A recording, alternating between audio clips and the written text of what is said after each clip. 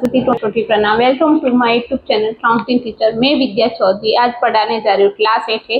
प्रश्नावली है 5.24 term second वाला क्वेश्चन तो आज हम पढ़ेंगे। निम्नलिखित संख्याओं में से प्रत्येक के वर्गमूल में अंकों की संख्या ज्ञात कीजिए बिना गणना किए। हमें एक तो हमें पता है, एक टर्म देखो ये 64 है। यहाँ पर हम देख सकते हैं, यहाँ पर 64 है। तो 64 हमें किस तरह प्राप्त हुआ है? तो 8 को 8 से जब हम गुणा किए तब हमने क्या प्राप्त हुआ है? हमें 64 प्राप्त हुआ है। अगर आपको पूछते कि हमें संख्या 64 का वर्गमूल निकालना है तो आप किस तरह वर्गमूल निकालेंगे? इसी तरह निकालेंगे, 8 गुणा 8 बराबर 8। तो ये इसका क्या होगा? आंसर होगा। लेकिन यहाँ पर हमें क्या किया जाए कि वर्गमूल के अंक, यहाँ पर अंक की संख्या कितनी आई? 1 अंक। ठीक इसी तरह एक अगर हम 12 का ले लेते तो 12 गुना 12 बराबर 144 होता है, ये हमें पता है। और पूछ दे कि 144 का वर्गमूल, अगर निम्नलिखित संख्याओं में से प्रत्येक के वर्गमूल में अंकों की संख्या, अगर 144 का हमें वर्गमूल निकालने के लिए प्रत्येक के निम्नलिखित संख्या, ये हमें संख्या दी गई और उसका हमें वर्गमूल निकालना है। तो 144 के वर्गमूल में अंकों की संख्या, तो 144 हमें संख्या दी गई है। इस संख्या का हम जब हम वर्गमूल निकालते हैं तो हमें वर्गमूल क्या प्राप्त होता है? हमें संख्या 12 प्राप्त होती है। और इसमें अंक कितने हैं? अंक कितने हैं? 2 अंक है। और इसमें कितना था? 1 अंक है।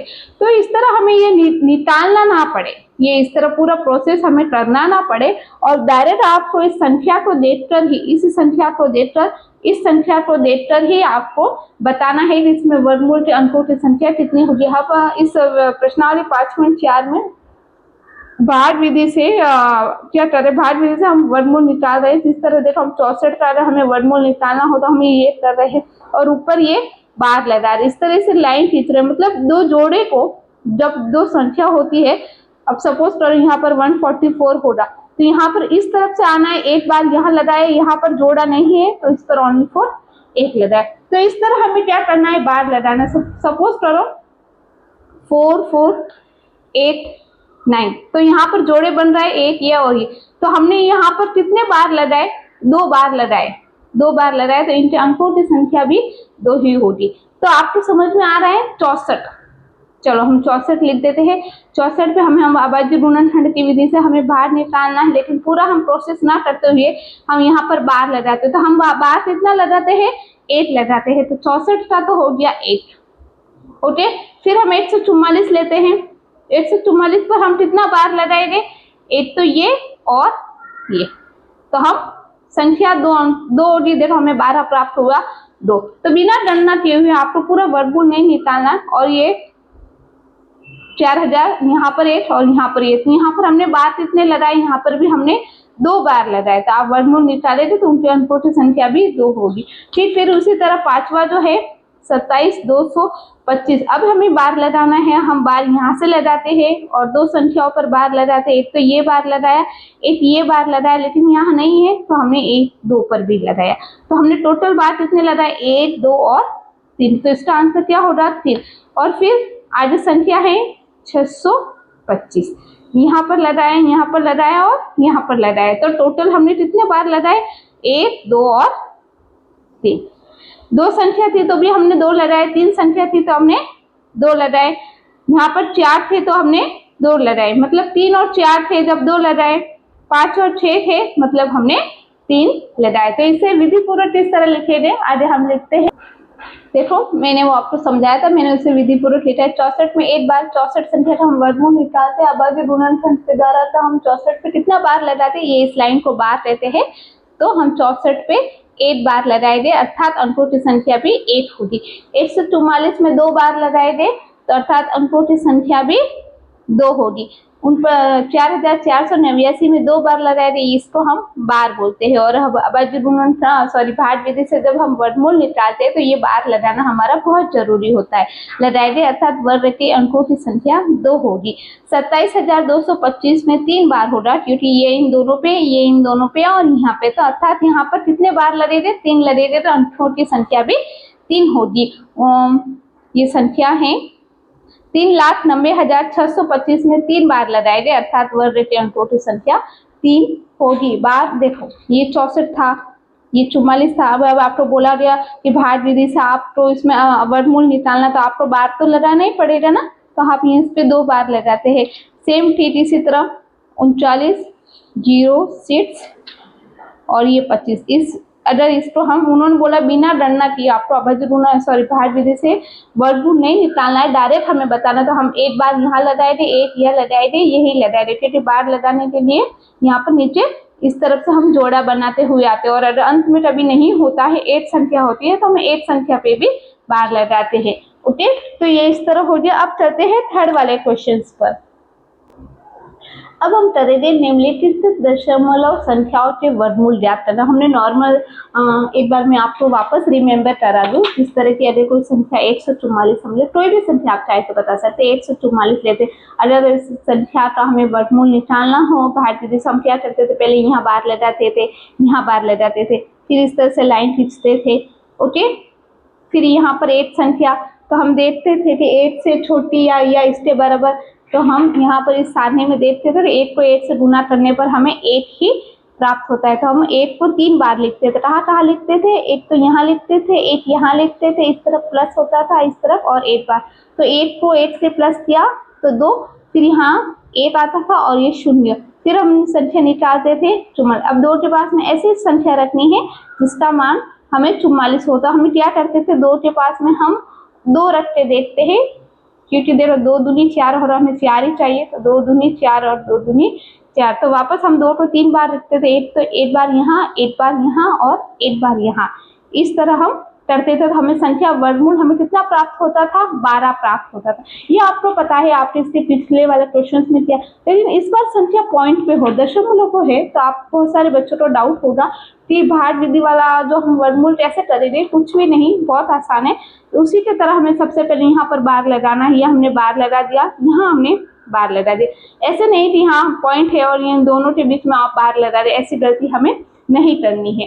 तो ओके, तो अभी से उसी तरह ठीक उसी तरह पॉइंट को थोड़ी टाइम के लिए आपको यहाँ ध्यान नहीं देना है, ये पॉइंट जो है। तो यहाँ पर हम ऐसी कौन सी संख्या लिखेंगे कि जो कि 2 के बराबर हो, तो यहाँ पर हम लिखेंगे 8 को जब हम 8 से गुना करेंगे तो हमें 8 प्राप्त होगा, क्योंकि हम 2 को 2 से गुना करेंगे तो 4 हो जाएगा, 4 हमें चाहिए नहीं है, तो हम 8 को 8 से करेंगे और हम यहाँ पर 8 लिख देते, क्योंकि हमने 8 को 8 से गुना किया, और 8 को हमें 3 बार लिखना है, 1 यहाँ और इस तरफ होगा प्लस, 1 को 8 से प्लस किया 2, और यहाँ पर 2 में से 8 गए तो 8, तो फिर यहाँ पर अब पॉइंट था, तो अब यहाँ आपको यहाँ भी पॉइंट लगा। अब उतार देते हैं संख्या 56। अब हमें ध्यान देना, यहाँ पर 6 आ रहा है, मतलब कौन सी ऐसी 2 संख्याओं को हम गुना करते हैं जिसपे इकाई अंक 6 होगा। तो एक तो हमें 4 को 4 से गुना करते हैं तो 6 प्राप्त होता है, एक 6 को 6 से गुना करते हैं, तो हम पहले 2 के पास में 4 रख के देखते हैं। तो हम 2 के पास में 4 को रखते हैं, तो 4 चौका 16 हासिल रही है, 4 दूनी 8 और 9, बहुत छोटी चाहिए हो रही है, बट ये हमें चाहिए 156। तो हम 2 के पास में 6 रखते देखते हैं, 6 6 36 हासिल रही 3, 6 दूनी 12 और 3 15, हमें संख्या प्राप्त हो रही है 156। यहाँ पर हमने कौन सी संख्या ऐसे रखी, हमने 6 को 6 रखा जब हमें संख्या प्राप्त हुई, और 6 को 3 बार लिखना है, 1 2 और यहाँ पर ओके, इस तरफ होगा प्लस और इस तरफ होगा माइनस, 0 0 0। ओके, तो हमारा जो आंसर जो हमें मिला है वो कितना आया है, 1.60, ये यहाँ पर आ गया। अब बस इसे इसी तरह करना है। हमने कौन सी संख्या का वर्गमूल निकाला, 2.56 का जो हमने वर्गमूल निकाला, तो हमें आंसर जो प्राप्त हुआ 1.6। ओके, ये हमारा है आंसर। बहुत ही अच्छा था, बहुत ही आसान विधि थी, बिल्कुल आपको घबराना नहीं है। हम बचपन से ही करते आए हैं, पॉइंट वाले प्लस हो, चाहे पॉइंट वाला घटाना हो, फिर पॉइंट वाले गुणा हो और पॉइंट वाले भाग हो। तो पॉइंट संख्या तो सोच रहे, बहुत सारे बच्चे ऐसे सोच रहे होंगे कि पॉइंट वाली संख्या को हम भाज्य विधि से वर्गमूल कैसे निकालेंगे। तो मेरा यही मानना है कि कुछ भी चीज नामुमकिन या हार्ड नहीं होती, अगर प्रश्न है तो हल जरूर होगा। तो हर चीज का यह सॉल्यूशन होता है, तो आप उसे समझे, बहुत ही आसान है, और इस तरह हम इसका आंसर दे दें। तो इसी विधि के साथ हम चलते हैं हैं नेक्स्ट वाले क्वेश्चंस पर, जो कि लिखा है, अगर आप विधि को एक ही बार में देख लेते तो मैं दावे के साथ में कह सकती हूँ कि आपको जब भी आप इस विधि को देखो तो आप बस एक बार जरा ध्यान से देखना, आप जिंदगी अभी तो क्या आप जिंदगी भर तक में इस विधि को नहीं भूलेंगे, मैं दावे के साथ में कह सकती हूँ। तो हम चलते हैं 7.29, जो कि हमें यहाँ पर संख्या दी गई है, तो आपको इसे विधि पूर्वक करना है। कि मैं कहती हूँ कि विधि लिखना बहुत जरूरी होती है। विधि लिखने से क्या होता है, आपके जो नंबर्स होते हैं पूरे में से पूरे आते हैं। तो आपको पूरा जो विस्तार है वो लिखना है, जैसे कि दिया गया है तो हमें संख्या क्या दी गई है वो हम लिखते हैं 7.29। ज्ञात क्या करना है, वर्गमूल, जो हमें ज्ञात करना है वो भी लिखना है, जिससे कि हमारा डाउट क्लियर हो जाए कि हमें यहाँ पर क्या करना है। ओके, तो आपको यहाँ पर क्या करना है, हमने संख्या लिख दी 7.29। अब इस पे सबसे पहले विधि पूर्वक हम इस पे बार लगाएंगे, यहाँ भी हम बार लगाएंगे। अब हम यहाँ पर सबसे पहले संख्या 7 है, तो हमें एक ऐसी संख्या के जोड़े देखने हैं जो कि दोनों संख्या जब आपस में गुणा हो तो वो 7 से कम हो, लेकिन 7 से गुणा 7 से ज्यादा नहीं होनी चाहिए। तो जो हमने सारणी बनाई थी हम यहाँ पर ध्यान देते हैं। सबसे पहले एक इम्पोर्टेंट बात मैं आपको बता देना चाहती हूँ, जिस तरह आप पहाड़े याद करते हैं, जिस तरह वर्ग और वर्गमूल की संख्या कम से कम 1 से 10 तक तो आनी चाहिए। अगर मैं आपको बोल दूँ कि 4 का वर्ग तो आपको आना चाहिए 16, 5 का वर्ग कितना तो 25, इस तरह कम से कम 10 तक तो याद करो, ताकि आपको हर चीज ये जो क्वेश्चन होता है उसे आसानी हो हल करने में। जिस तरह आपके पहाड़े जो मदद करते हैं गुणा में, उसी तरह की ये वर्गमूल वाली संख्याएं आपको क्या करती है, वर्ग निकालने में, वर्गमूल निकालने में, तो थोड़ा याद किया करिए। ओके, तो यहाँ पर हमें 7, अगर 7 एक ऐसी संख्या, देखिए हम 3 का 3 से गुना करने पर हमें 9 प्राप्त होता है और 2 को 2 से गुना करने पर हमें 4 प्राप्त होता है। तो हम यहाँ पर कौन सी संख्या लेंगे, हम यहाँ पर संख्या लेंगे 2, क्योंकि हमें 7 से छोटी चाहिए। तो 2 को यहाँ लिखा, 2 को यहाँ लिखा, जब हमें संख्या प्राप्त हुई 4, लेकिन हमें 2 को 3 बार लिखना है, एक बार यहाँ, एक बार यहाँ और एक बार यहाँ। तो 7 में से 4 रहे, पीछे बचे 3, इस तरफ प्लस होता है, इस तरफ माइनस होता है। हर एक विधि जो होती है उसके अपने अपने नियम होते हैं। तो 7 में से 4 रहे, पीछे बचे 3, यहाँ पर जो पॉइंट था तो आपको पॉइंट यहाँ पर लिख देना है, फिर आगे लिखना है 29। तो ठीक इसी तरह 2 को 2 से प्लस किया तो यहाँ हो गए 4। अब हमें क्या करना है, एक ऐसी संख्या लिखनी है जिसका कि इकाई अंक 9 हो। जो मैं बिना देखे बता सकती हूँ, देखो हम 3 को जब 3 से गुना करते हैं तो हमें इसका इकाई अंक 9 मिलता है। जैसे हम 7 को 7 से गुना करते हैं तो हमें 49 मिलता है। आप इस सारणी में देख सकते हैं, आपको आसानी होगी समझने में। 3 को 3 से गुना करेंगे तो 9 प्राप्त होगा, 7 को 7 से गुना करेंगे तो 9 प्राप्त होगा, और हमें भी कुछ इसी तरह करना है। तो हम सबसे पहले 4 के पास में 3 रख के देखेंगे, फिर उसके बाद 7 रख के देखेंगे, तो 329। तो हम चलते हैं यहाँ पर 4 के पास में हम संख्या रखते हैं 3, 3 3 का 9, 4 3 12, 129 हमें प्राप्त हो रहा है। लेकिन हमें चाहिए 4 के पास 7 7 गुण 50 हासिल लगी, 4 7 4 28, 28 और 4 32, तो हमें प्राप्त हो गया है 329। तो हमें कौन सी संख्या रखी, हमने यहाँ पर रखा 7, यहाँ रखा और फिर हमें यहाँ पर लिखना है। फिर हमें प्राप्त हो रही 329, इस तरफ माइनस होगा, इस तरफ प्लस होगा, 0 0 0। ओके, तो फिर हम आगे संख्या लिखते हैं। जब हमने 7.29 का वर्गमूल निकाला तो हमें संख्या कौन से 2.7, तो हमें कौन वर्गमूल निकालना था और हमें ये संख्या प्राप्त हो गई है 2.7। मतलब 2.7 का अगर वर्ग करेंगे तो हमें ये संख्या प्राप्त हो जाएगी। ये है इसका आंसर। तो ठीक इसी तरह हम चलते हैं नेक्स्ट वाले क्वेश्चंस पर। अब हमें लिखना है 51.84, तो हमें दशमलव संख्या जो दी गई है उसे ज्ञात करना है वर्गमूल। मैंने यहाँ बातें लिख दी ताकि आपको आसानी हो समझने में। भाग विधि से तो हम यहाँ पर लिखते हैं 51.84। तो हम सबसे पहले यहाँ पर हम बार लगा देते हैं। ये यहाँ पर हमने बार लगा दिया और यहाँ पर हमने बार लगा दिया। तो हमें ये 51 वाली संख्या लेनी है। तो हमें एक ऐसी कौन सी दो संख्याएं हैं जिन्हें हम गुना करने पर 51 से कम हो तो हम यहाँ पर देखते हैं कि 7 को जब हम 7 से गुना करते तो 49 होता है, 8 को 8 से गुना करते 64, लेकिन हमें 49 चाहिए तो हम यहाँ पर 7 लिखे थे, एक बार यहाँ लिखे थे, एक बार यहाँ लिखे थे और एक बार यहाँ लिखे थे। तो फिर हो गया, फिर 49 में से 51 में से 49 चले जाएंगे तो पीछे बचेगा 2, 8 और 4, ये पॉइंट यहाँ पर, तो हमें यहाँ पर ये पॉइंट लेना है। अब 7 को 7 से जब प्लस किया तो आए थे 14, तो हमें यहाँ पर एक ऐसी कौन सी संख्या रखनी है जिसका हमें मान कितना आया, 284 आए। तो हम यहाँ पर देख सकते हैं छोटी संख्या और यहाँ भी बड़ी आई, और हम यहाँ 2 रखे थे और यहाँ भी 2 रखे थे, तो हमें शायद संख्या प्राप्त हो जाएगी। 2 को यहाँ रखा, 2 को यहाँ रखा, 2 को 2 से गुना किया 4 और 4 गुना 8 और 2 2, मतलब यहाँ पर होगा प्लस, इस तरफ होगा माइनस, तो 0 0 आया है। और 2 को हम कितनी बार, एक बार यहाँ लिखा, एक बार यहाँ लिखा और यहाँ एक बार यहाँ लिखा। तो हमें जो आंसर जो प्राप्त हुआ है वो जब हमने 51.84 का जब हमने 84 का जब हमने वर्गमूल निकाला तो हमें संख्या प्राप्त हुई 7.2। ये हमारा है आंसर, ये हमारा क्या है, आंसर। ओके, तो आपको ये समझ में आ गया हमने किस तरह से किया है। ओके, आप स्क्रीनशॉट ले सकते हैं। फिर इसी तरह हम चलते हैं आगे वाली संख्या को, दिया गया है वो लिखना है। दशमलव संख्या हमें यहाँ पर भी हमने दशमलव संख्या नहीं लिखी थी, 51.84। ओके, तो यहाँ भी हमें लिखनी है 42.25। दशमलव के बाद में 25 पढ़ा जाता है मिला की संख्या के साथ, तो मैं भी भूल जाती हूँ, बट आप भी याद रखना, मैं भी याद रखूँगी। 42.25 इसे पढ़ा जाता है, ना कि इसे 25 पढ़ा जाता है। तो हम यहाँ पर संख्या लिख देते हैं 42.25।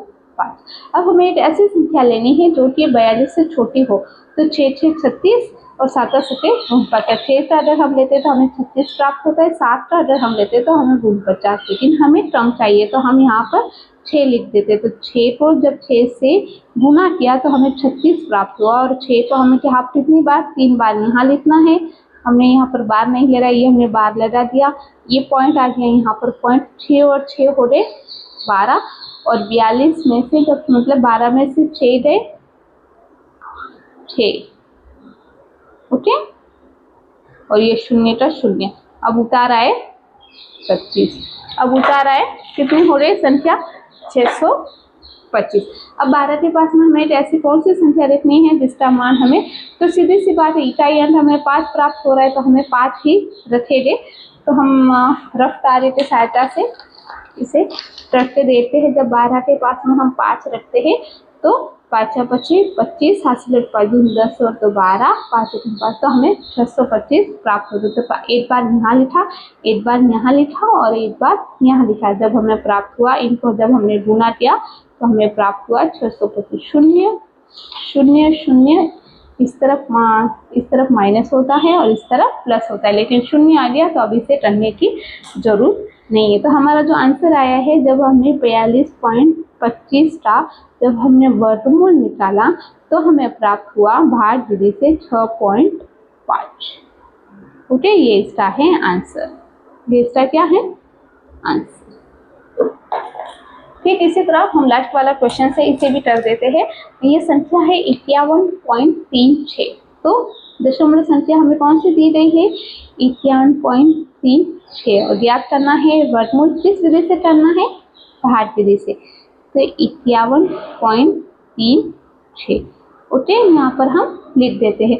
अब यहाँ पर हमें ऐसी संख्या लिखनी है जो कि 31 से कम है। तो हमें ऐसी कौन सी दोनों संख्या है 31 से, तो 5 25 25 6 6 36। तो हम यहाँ पर 5 लिखेंगे। 5 को 5 से जब गुना करेंगे और 5 को एक बार यहाँ लिखना है।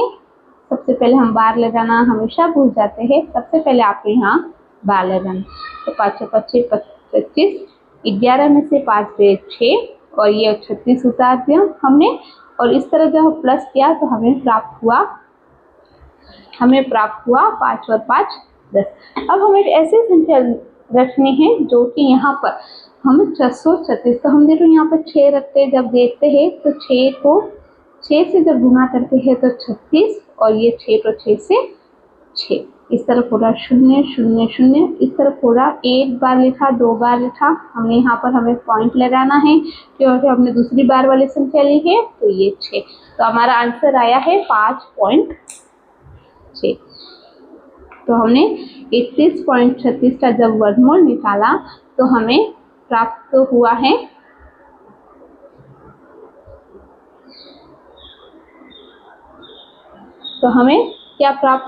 5.6। ये हमें संख्या यहाँ पर हमें प्राप्त हुई है। ये हमें संख्या यहाँ पर प्राप्त हुई है।